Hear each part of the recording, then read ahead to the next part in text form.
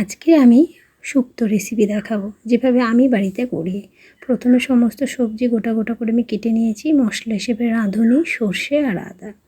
তো প্রথমে কড়াই একটু তেল দিয়েছি, তারপরে বড়িগুলো একটু লালচে লালচে করে আমি বেশ নেড়ে চেড়ে ভেজে তুলে রাখবো। বড়ি আমার প্রায় ভাজা হয়ে গেছে। এরপর আমি দেব উচ্ছে। উচ্ছেটাকেও বেশ ভালো করে নেড়ে চেড়ে আমি ভাজা করে নেব, যাতে পুরোটাই প্রায় ভাজা হয়ে যায়। তাহলে শুক্তে উচ্ছের যে তিক্ত ভাবটা একটু কম লাগবে, কিন্তু উচ্ছে ছাড়াও আবার কিন্তু শুক্তো হয় না। তো এবারে উচ্ছেটা ভালো করে ভেজে নিয়ে আমি এটাকে তুলে রাখবো। দেখুন হয়ে গেছে। এরপর কড়াই যে অংশ তেলটা আছে তাতে আমি দেব পাঁচফোড়ন দিয়ে সমস্ত সবজি আমি কড়াই দিয়ে দেব। আমি যা আমার ঘরে সবজি ছিল তাই দিয়েছি। আপনারাও আমাদের প্রয়োজন মতো যা সবজি আছে আপনারা পছন্দ করেন দেবে। তো এটাকে দিয়ে বেশ ভালো করে নাড়াচাড়া করে তারপরে একটু নুন দিয়ে আরেকটু ভালো করে নাড়াচাড়া করে আমি এটা ঢাকা দেব, যাতে ভালো করে এটা ভাজা ভাজা হয়।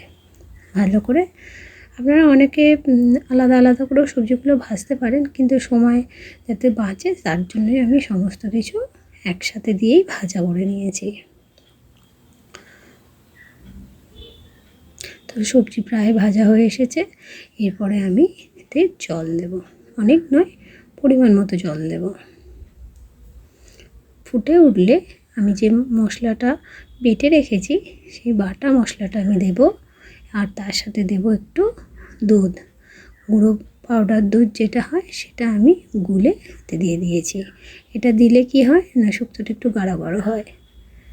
ঠিক আছে, এবার এটা দেওয়ার পরে আমি এটা দেওয়ার পরে আমি উচ্ছে আর বড়িটা দিয়ে দেবো। বড়িটা যেহেতু আমার ঘরে বানানো বড়ি, তো এটা সেদ্ধ হতে একটু সময় লাগে।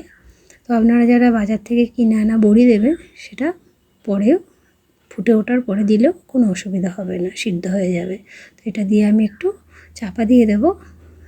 শুক্তো ফুটে এসেছে এবং সমস্ত সবজিও মোটামুটি সিদ্ধ হয়ে গেছে। এরপরে আমি একটু চিনি দেব এবং নামানোর আগে দেব ঘি। যারা যেমন চিনি খেতে পছন্দ করেন, কম বেশি সেভাবে খাবেন।